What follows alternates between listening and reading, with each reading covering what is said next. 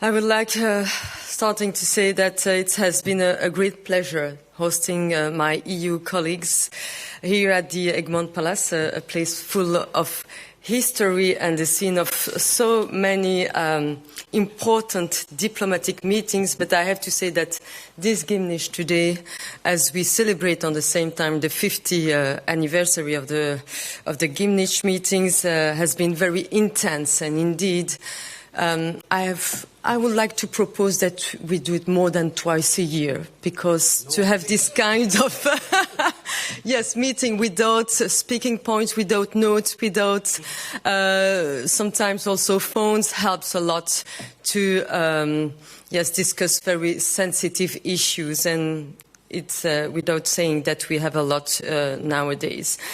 So we have been discussing about our relations with African countries.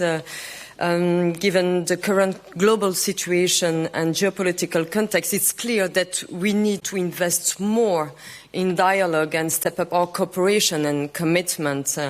As you know, I will continue in French also for the beauty of the diversity. La Belgique a mis... Belgium has placed Africa at the top of the agenda. Right from the very start, that was something we wanted to do.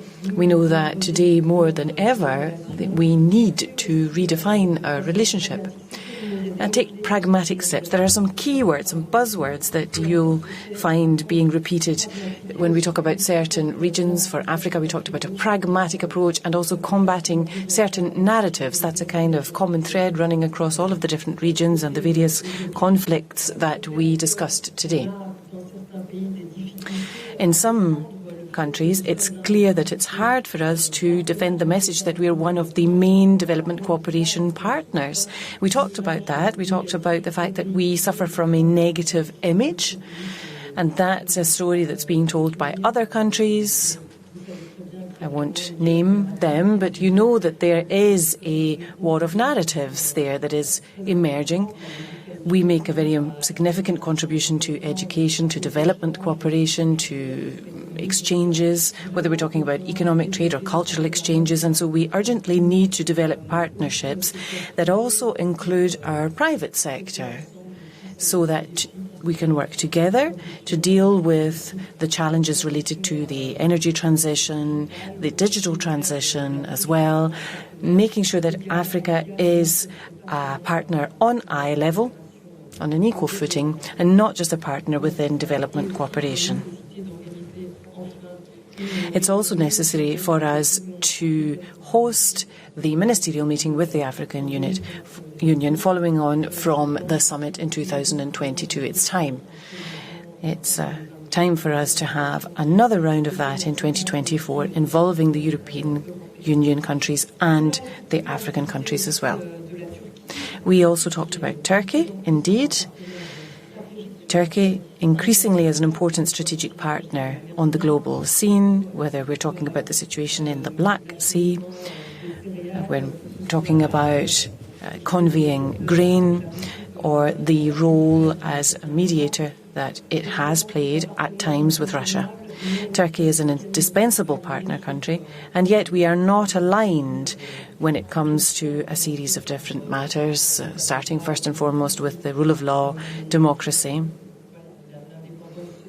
and the independence of the judiciary, and also conflicts which concern certain member states of the European Union, such as Cyprus, of course. So we need to talk about all of these different matters and bring to the table essential but difficult partners like Turkey. That is something that we want to do soon.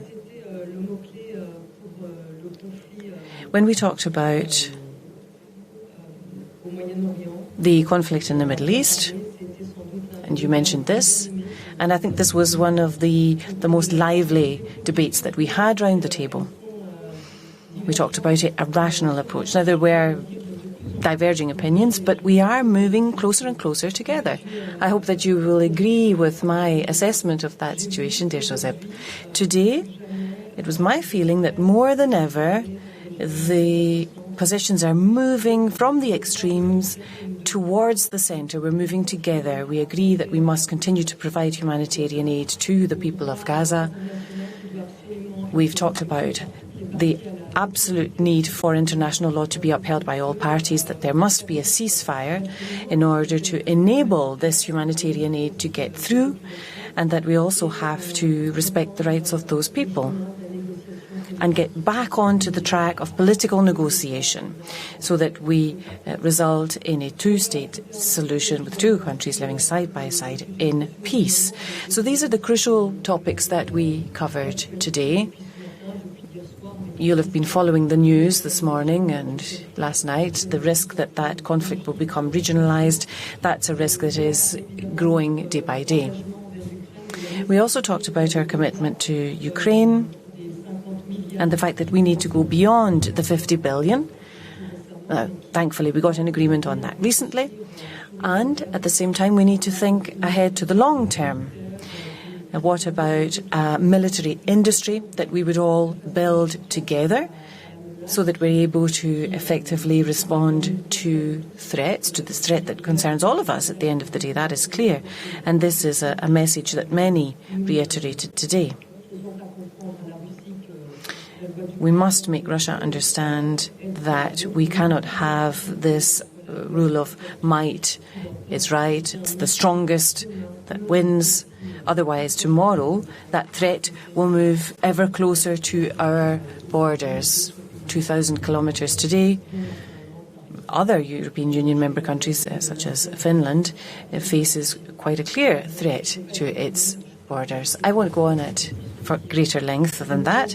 I think it's important also for us to take time to answer any questions you have. Thank you, Madam Minister. It's a habit that when we are doing it during a rotating presidency, we always give the floor to the media from the country holding the presidency, but I don't see Belgian media here.